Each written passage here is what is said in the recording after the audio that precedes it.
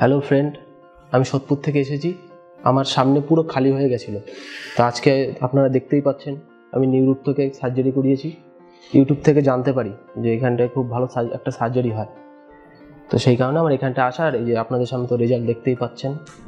আমি যখন এখানে আসি আমার কোনো নার্ভাস ভয় কিছুই বলেছিল না, আর ডক্টর নীলেশ স্যার আমাকে বহুত সাপোর্ট করেছিল। থ্যাংক ইউ এই বলে আমার